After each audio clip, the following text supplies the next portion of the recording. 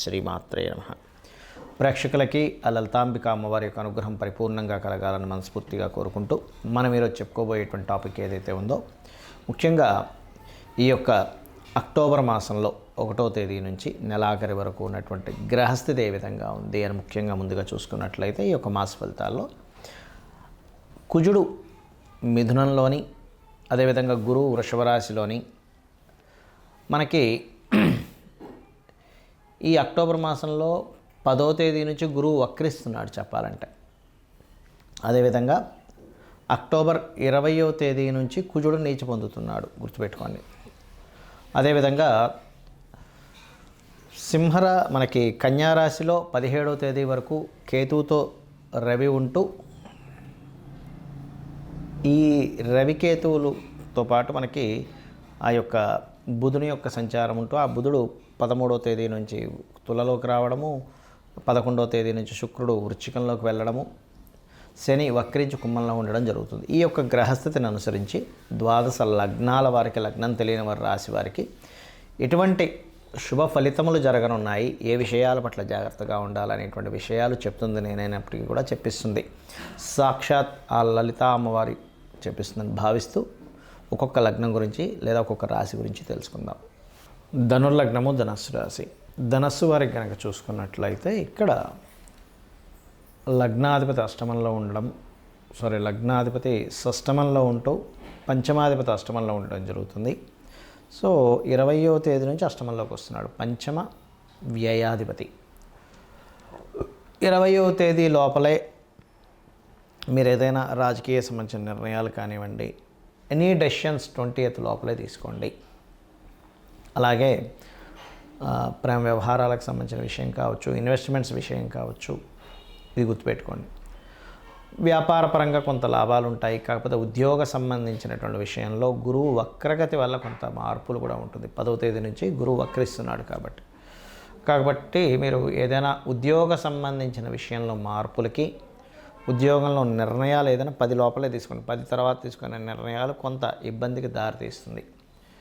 అందులోని కుజుడు ఎప్పుడైతే 20వ తేదీ నుంచి అష్టమ స్థానంలో నీచ పొంది శనిని చూస్తాడో, 3వ స్థానంలో ఉన్న శనిని చూస్తాడు, ఒక రకంగా మీకు ఒక మొండి ధైర్యాన్ని కూడా ఇస్తాడు ఇక్కడ. కాకపోతే ఇది కొంత మాట్లాడుకునేటువంటి దాంట్లో కొంత మిస్కమ్యూనికేషన్స్ అవ్వడం, కొంత అగ్రెసివ్గా మీరు కొన్ని విషయాలు మాట్లాడడం ద్వారా కలిగేటువంటి కొన్ని ఫలితాలు ఉన్నాయి ఇక్కడ. కాబట్టి ఈ యొక్క విషయాల్లో కాస్త జాగ్రత్తగా ఉండండి. హోమ్ లోన్స్ లభిస్తాయి.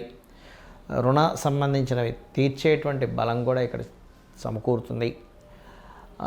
కొన్ని వ్యాపారాల్లో అనుకోకుండా కలిసి వచ్చేటువంటి యోగం కూడా ఉంది. బికాజ్ ఆఫ్ లాభాధిపతి నీచభంగ రాజ్యయోగంలో ఏర్పడుతున్నాడు కాబట్టి తండ్రి యొక్క ఆస్తికి సంబంధించిన విషయంలో ఇది ఇంకా రాదు అనుకున్నా కూడా కొంతవరకు కలిసి రావడం కూడా ఖచ్చితంగా గోచరిస్తుంది, శుక్రుడు 12లో ఉంటున్నందుకు.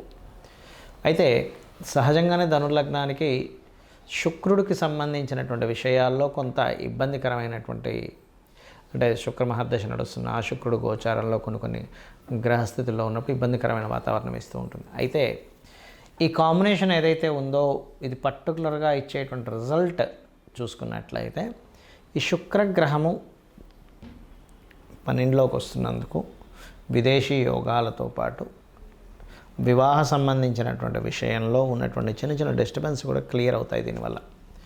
ఎప్పుడు 13వ తేదీ నుంచి ఎప్పుడైతే శుక్రుడు 12లోకి వస్తున్నాడు. ఉద్యోగం విషయంలో సాఫ్ట్వేర్ రంగాల్లో ఉండేటువంటి వారికి, అందులో ముఖ్యంగా AI ఆర్టిఫిషియల్ ఇంటెలిజెన్స్ రంగాల్లో ఉండేటువంటి వారికి కొత్త అవకాశాలు వస్తాయి. గణపతిని ఎక్కువగా ధ్యానించండి. కామేశ్వర ముఖాలోక కల్పిత శ్రీ గణేశ్వర అనే నామస్మరణ. అదేవిధంగా ఈ 3వ స్థానంలో కుజుడు దృష్టి ఉన్నందుకు ఓం కర్పూర వీటి కామోద సమాకర్ష దిగంతరాయ నమః, లేదా సూర్యభగవాను చూస్తూ ఓం మిత్రాయ నమః అనే నామస్మరణ.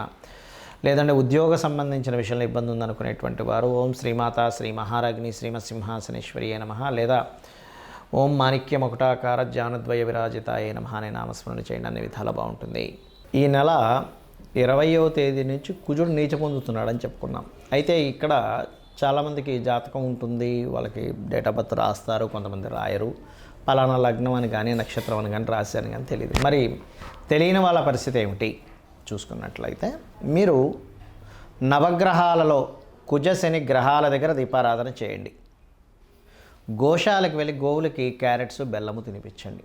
ఎందుకంటే మీ యొక్క జన్మజాతకంలో గనక కుజశనుల యొక్క సంబంధం ఉంది అంటే ఎలాగా, కుజశనులు కలిసి ఉండడం కానీ, కుజుడు రాశుల్లో శని, శని రాశుల్లో కుజుడి పరివర్తనా యోగం ఉండడం కానీ, లేనట్లయితే ఒకే రాశి సంబంధం అంటారు. అంటే చూడ్డానికి అవి వేరువేరు రాశుల్లో ఉన్నట్టున్న ఏకరాశి సంబంధం అంటే ఎలాగా, సింహము కర్కాటకంలో ఉన్న, లేదా మనకి మిథునము కన్యా రాశుల్లో ఉన్న ఈ రెండు బుధరాశులే.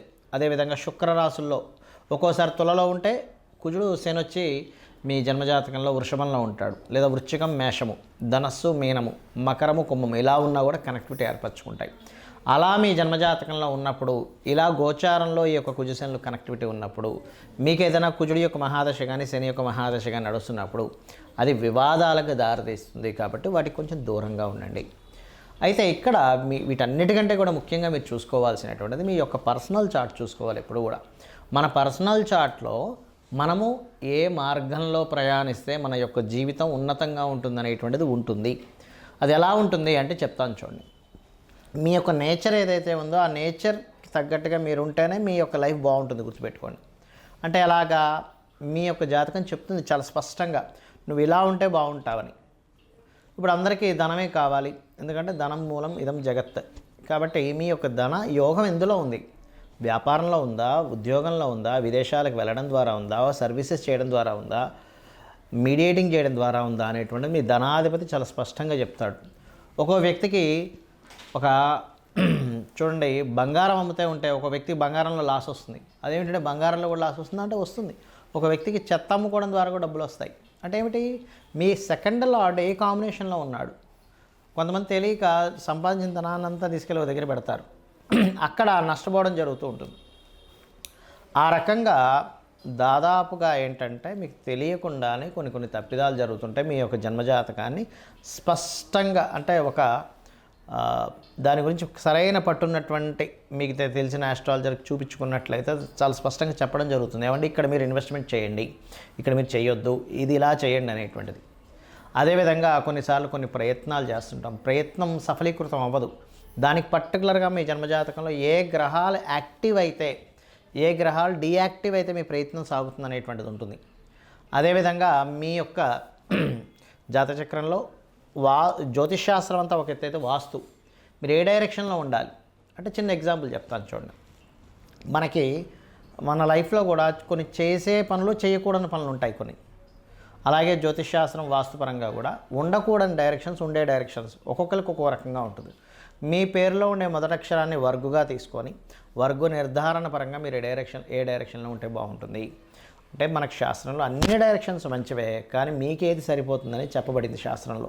మీ పేరులో ఉండే మొదటి అక్షరాన్ని మీకుండేటువంటి మీరుండే డైరెక్షన్ని తీసుకొని దాన్ని క్యాల్కులేట్ చేస్తారు. దాన్ని వర్గు నిర్ధారణ అంటారు. దాని గురించి నేను 8 వీడియోలు చేశాను. పంచాంగాల్లో కొన్ని తప్పులు ఉన్నాయని చెప్పాను. మీరు అది క్లియర్గా క్యాల్కులేటివ్గా చెప్పినటువంటిది మీరు చూసుకోవచ్చు కూడా. అదేవిధంగా కొంతమందికి సంతానం ఎందుకు కలగట్లేదని కానీ దానికి ఏం చేసుకోవాలి, చిన్న రెమెడీస్తో దక్షిణామూర్తి ఆరాధన, దత్తాత్రేయుడు యొక్క ఆరాధన ద్వారా సంతానం కలుగుతుంది. లేదా మీ పంచమాధిపతి ఎవరో తెలుసుకొని చేయొచ్చు. కొన్నిసార్లు అదే పంచమాధిపతి షేర్ మార్కెట్కి, సినిమా ఫీల్డ్కి, కొన్ని లవ్ రిలేటెడ్ సంబంధించిన విషయాలు కూడా కనెక్ట్ అయి ఉంటాడు. అలాంటప్పుడు ఆ ఫీల్డ్స్లో రాణించే యోగం ఉంటే ఖచ్చితంగా రాణిస్తారు, అందులో ఎటువంటి సందేహం లేదు. కొంతమందికి సినిమా ఫీల్డ్లోనే టాప్ పొజిషన్లోకి వెళ్తారు, అదే సినిమా ఫీల్డ్లోకి వెళ్ళడం ద్వారా డౌన్ఫాల్ అవుతూ ఉంటారు. సో అది అసలు ఎందుకు జరుగుతుంది అనేటువంటిది మనం పట్టుకోగలగాలి. అదేవిధంగా వివాహ సమయాన్ని కానీ, వ్యాపార సమయాన్ని కానీ, విదేశాలకు వెళ్ళేటువంటి యోగాలు కానివ్వండి, కొన్ని తెలుసో తెలియకో పూర్వజన్మలో చేసినటువంటి కొన్ని కర్మల ఆధారంగా కొన్ని దోషాలు ఏర్పడతాయి. అంత మాత్రం చేత ఏదో దోషం ఉంది, నా జీవితం ఇంక ఇక్కడ అయిపోయింది, ఏలినాడు శని నడుస్తుంది కాబట్టి ఏదో అయిపోయింది, సర్పదోషం నడుస్తుంది కాబట్టి ఇంక నా జీవితం అయిపోయింది అనడానికి లేదు. అలా ఎక్కడా కూడా శాస్త్రంలో చెప్పలేదు అంటారు నేను. ఎందుకంటే ఏ మహర్షి కూడా, ఏ గ్రంథంలోని కూడా నీకు ఈ దోషం ఉంటే నీ లైఫ్ ఇంక అయిపోయిందని ఎక్కడ రాయలేదు. చూపించండి కావాలంటే. నీకు ఈ దోషం ఎందుకు ఏర్పడిందో చెప్పాడు మహర్షి. నువ్వు ఈ కర్మని చేసావు కాబట్టి నీకు ఈ దోషం ఏర్పడింది. ఈ యొక్క దోషాన్ని కర్మ విపాకము అనేటువంటి గ్రంథంలో దీన్ని ఎలా తీర్చుకోవాలి, నువ్వు కొన్ని మంచి పనులు చేసుకుంటూ అమ్మవారి పాదాలు పట్టుకుంటూ, లేనట్లయితే దానికి సంబంధించిన ఒక నామాన్ని జపం చేస్తూ దానమిస్తూ లేదా కొన్ని దేవతా సంబంధించినటువంటి కొన్ని హోమాలో యజ్ఞాలో లేకపోతే కొన్ని కార్యక్రమాలు పేదవాళ్ళకి సహాయం చేస్తున్నావు, గోష్ఠి సేవ చేసుకుంటూనో నువ్వు బయటపడొచ్చు అని చెప్పారు. కానీ నా జీవితం ఇంతే, నాకు ఈ సర్పదోషం ఉంది కాబట్టి నా జీవితం ఇంతే, నాకు ఏలినాడ్సని నడుస్తుంది కాబట్టి ఇంకేమీ కలిసి రాదు, ఇంట్లో కూర్చోవాలనేటువంటిది ఏ మహర్షి ఎక్కడా చెప్పలేదు. ఇది ఫస్ట్ గుర్తుపెట్టుకోండి. ఎందుకంటే జ్యోతిష్శాస్త్రం అనేటువంటిది వెలుగును చూపించే, జ్యోతి అంటే వెలుగు. అంతేగాని ఇంకా నా జీవితం ఇంతే అనుకోవడానికి జ్యోతిష్శాస్త్రం చూసుకోవాల్సిన అవసరమే లేదు. జ్యోతిష్యం కానీ వాస్తు కానీ మన యొక్క ఉన్నతి కోసం ఉన్నటువంటివి. కాబట్టి దయచేసి నేను మీకు కొన్ని సూత్రాలు చెప్తాను. మీ జాతకం ఎలా ఉన్నా సరే ఇవి కనుక పాటించారో అద్భుతంగా ఉంటుంది. ఏమిటంటే పొద్దున్నే సూర్యోదయానికి ముందే స్నానం చేసి దీపారాధన చేయండి. Point number 1. మీకు దగ్గరలో ఉన్నటువంటి గుడికి వెళ్ళండి రెగ్యులర్గా. Point number 2. పాయింట్ నెంబర్ 3 ఏమిటి అంటే మీరు వీలున్నప్పుడల్లా కూడా గోశాలకు వెళ్ళి గోవులకి ఏదైనా దేశీవాళ్ళ గోవులకి ఏదో ఒకటి తినిపిస్తూ ఉండండి. 4వది మీకు తోచిన సహాయం పేదవాళ్ళకి ఏదో ఒక రూపంలో ఇస్తూ ఉండండి. ఇది మీకు చాలా, లేదా పక్షులకి జంతువులకి ఏదో ఒకటి తినిపిస్తూ ఉండండి. 5వ పాయింట్ ఏంటంటే వీలున్నప్పుడల్లా 4 డబ్బులు ఉన్నప్పుడు క్షేత్ర దర్శనం చేయండి. ఏ క్షేత్రంలో ఏ గంధర్వుడో మహర్షో లేకపోతే యక్షుడో ఏ సిద్ధుడో మీకు తెలియకుండా సూక్ష్మ రూపంలో ఉంటూ మీ యొక్క కర్మను తొలగించేటువంటి యోగం మీకు పడుతుంది. ఇవి చేయండి చాలు. అంతేగాని ఏదో దోషం ఉంది, ఏదో అయిపోతుంది, నా జీవితం ఇంతే అనేటువంటి వాటిల్లో ఉండి అనవసరంగా మీ యొక్క జీవితాలు పాడు చేసుకోకండి.